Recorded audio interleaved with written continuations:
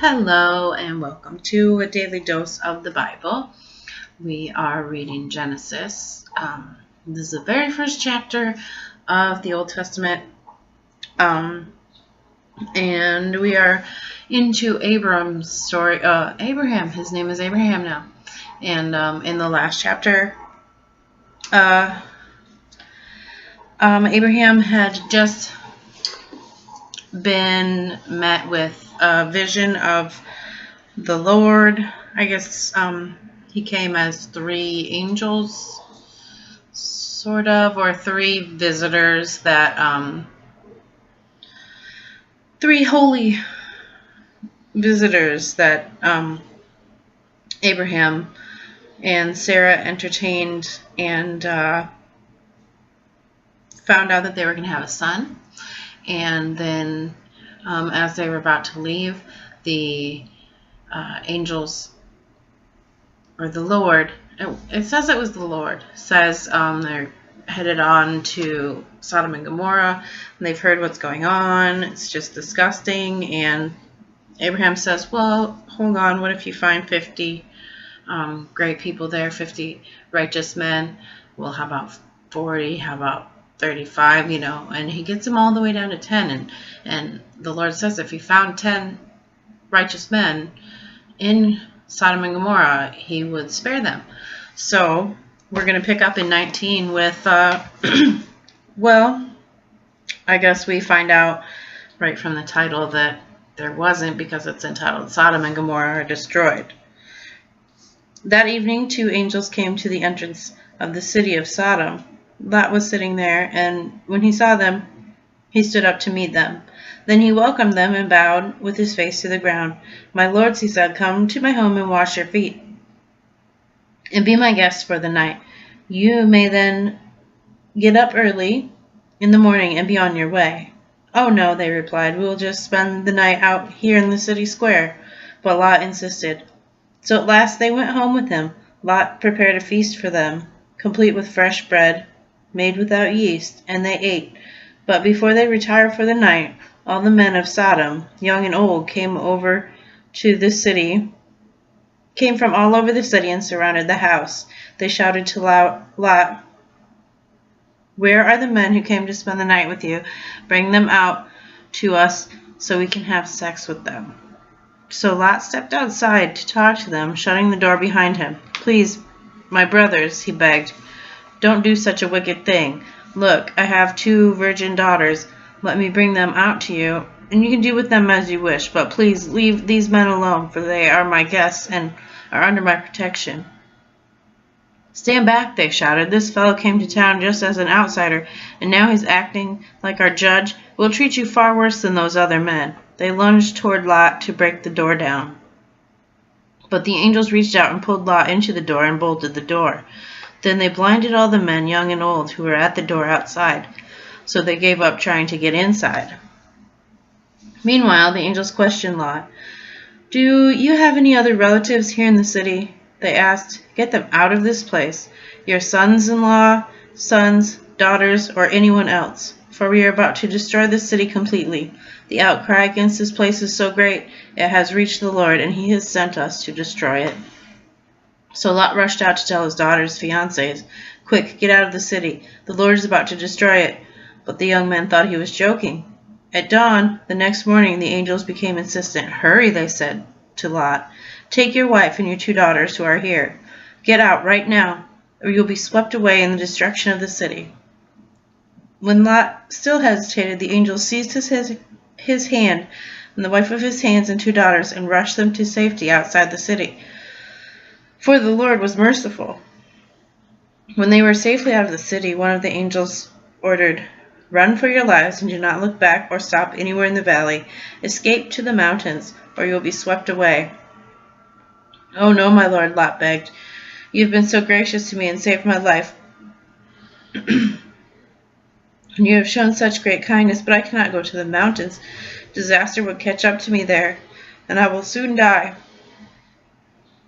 See, there was a small village nearby. Please let me go there instead. Don't you see how small it is? Then my life will be saved. All right, the angel said, I will grant your request. I will not destroy the little village, but hurry, escape to it, for I can do nothing until you arrive there. This explains why that village, known as Zoar, is known as Zoar, which means little place. Lot reached the village just as the sun was rising over the horizon.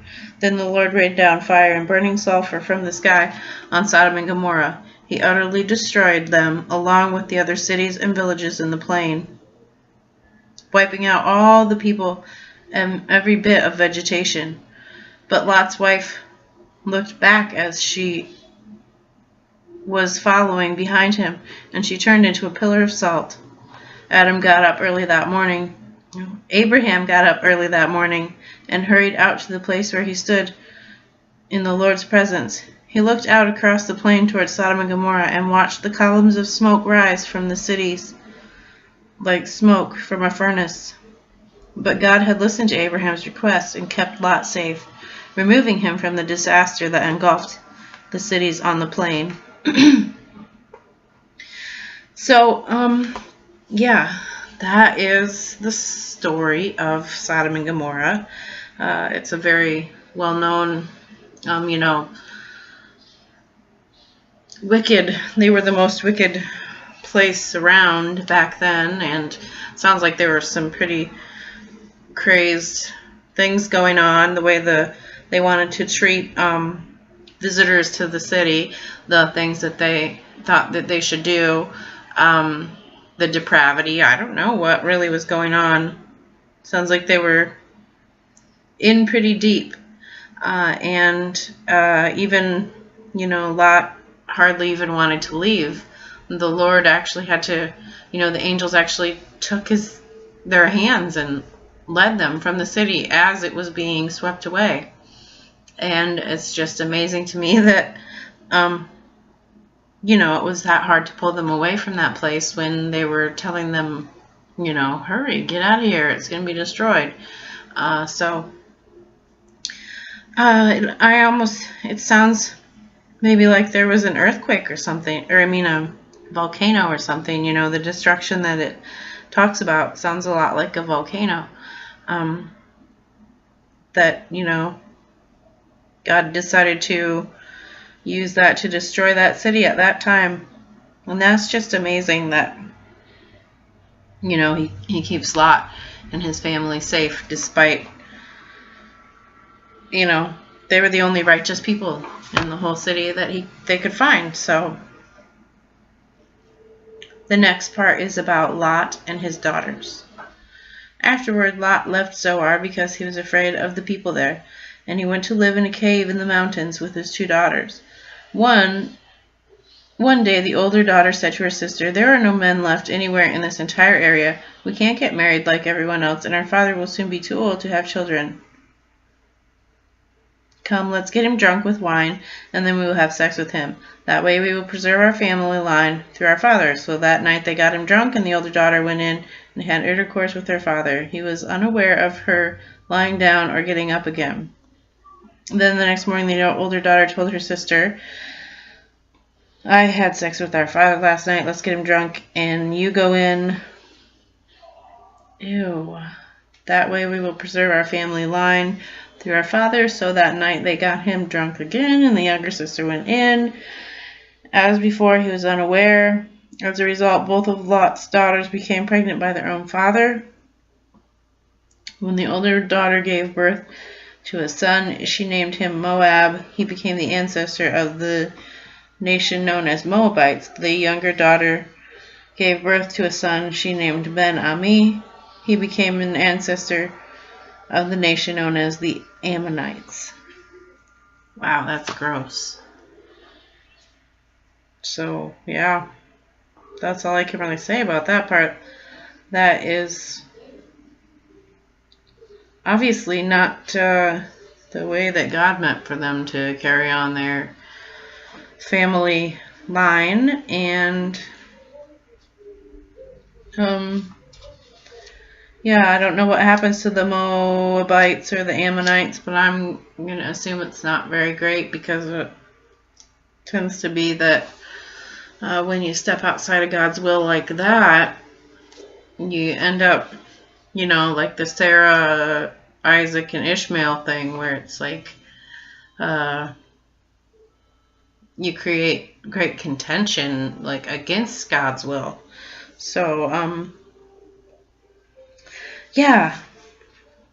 I just, coming out of Sodom and Gomorrah, I guess maybe that shows the kind of morals that they were still carrying around in their lives. And, it was so hard to pull Lot out of there. Well, his daughters must have been even more entrenched in the city. So, you need to guard your children against the things of this world that are such as that. I mean, it's everywhere. The depravity, we're just selling out our children through the advertising, through everything that you see. Things are getting harder and harder for kids to remain innocent. And maybe that's something you can take out of this really weird part of this chapter. But just pray that you'll have the strength to stand up in this world that is so Sodom and Gomorrah-esque, and that we will fight against that type of influence in our own lives.